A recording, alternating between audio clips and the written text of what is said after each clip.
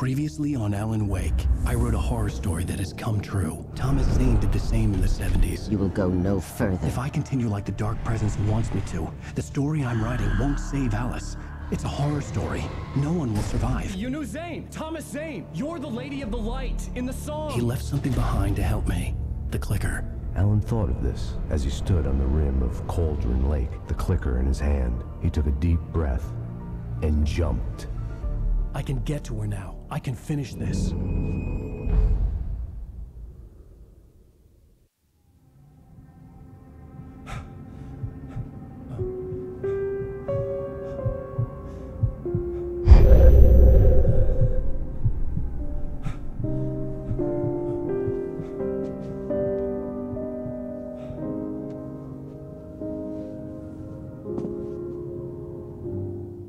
I had a hangover.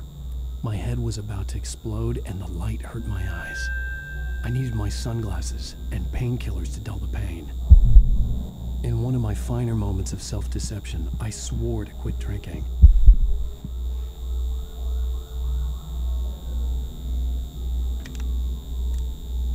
The sunglasses made the world look bearable. Now I could keep my eyes open without feeling like a vampire in the sun.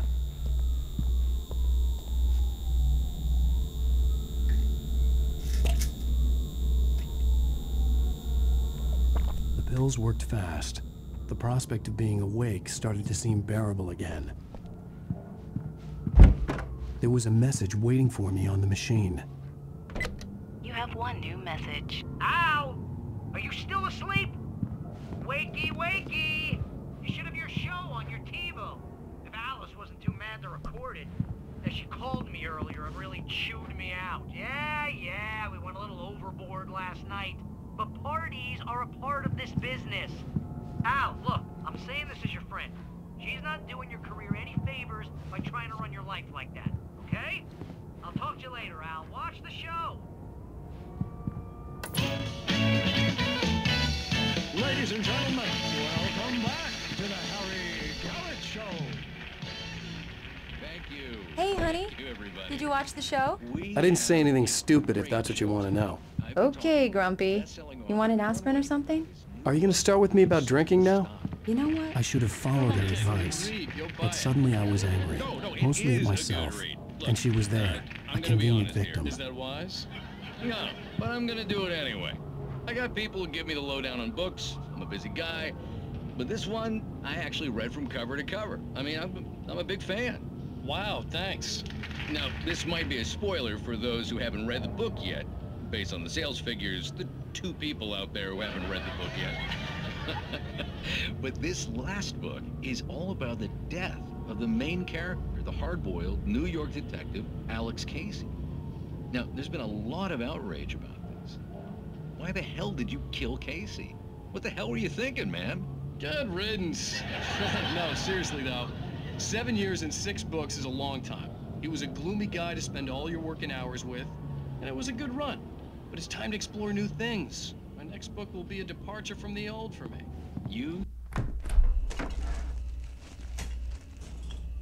What? Now you can't even talk to me? Well, this morning I was angry because you said you'd be home at midnight and you showed up at 7 a.m. and passed out in mid-sentence. Now I'm over it. Are you angry? This goddamn tour. It's gotten out of hand. Oh, honey. It's almost over, right? We can get back to normal. Then you can start writing again. I'm sorry, honey. Alan, you're not thinking straight. Just take a shower and go back to bed, huh? Yeah, you're right, honey. I'm sorry. Once this is over, let's go away together. A vacation. Just you and me. Some peace and quiet.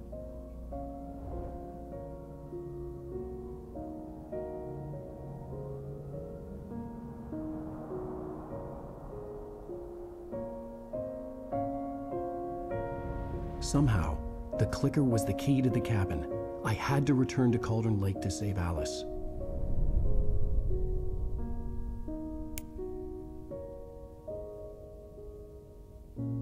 I'm going back to the lake to finish this.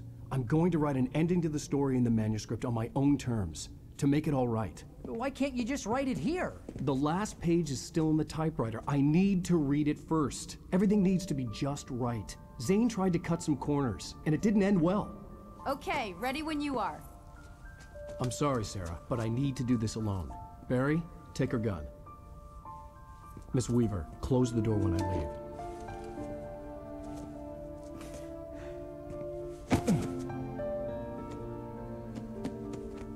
Good luck, Al. See you later.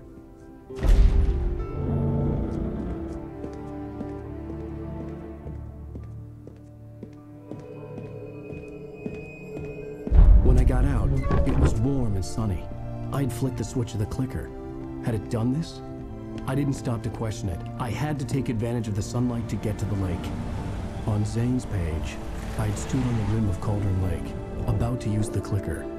That's where I was headed.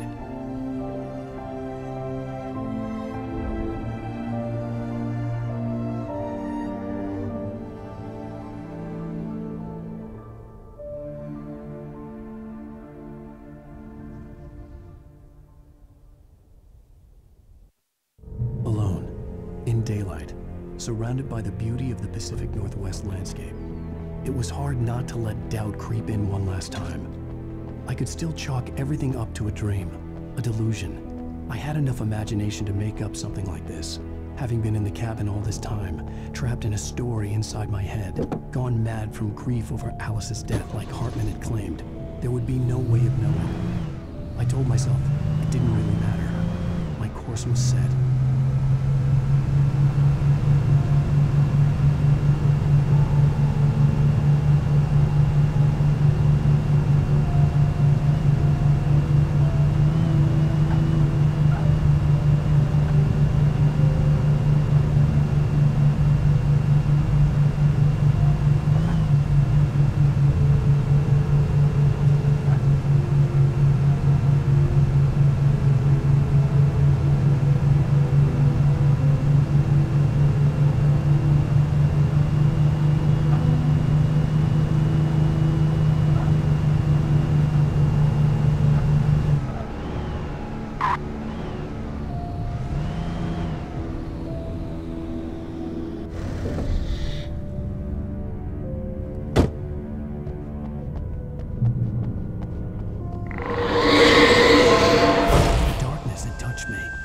A link between us, always would be. I could feel its presence again.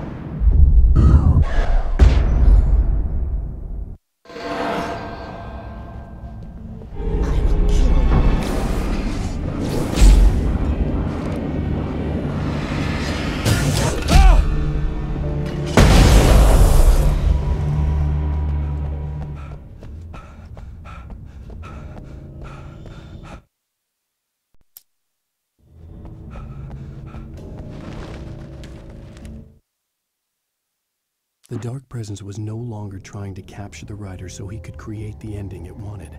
The writer knew too much. He was too strong.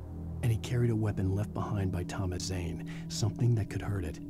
Now, the darkness was doing everything in its power to simply stop the writer from ever reaching Cauldron Lake and the dark place it came from.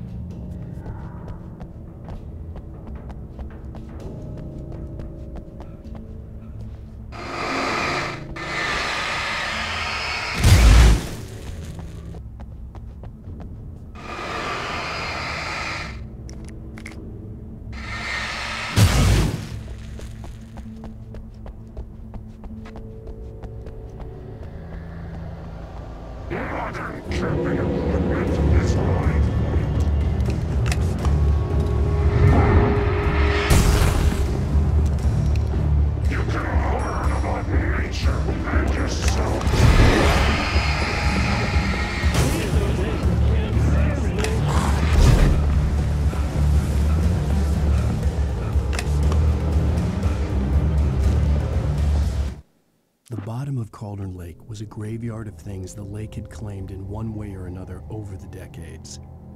The dark presence brought them up in its wake, scattering the rotten waterlogged hull of an old boat here, the remains of a long-ago crashed airplane there, trees shattered under the impacts. The earth groaned. It didn't even notice.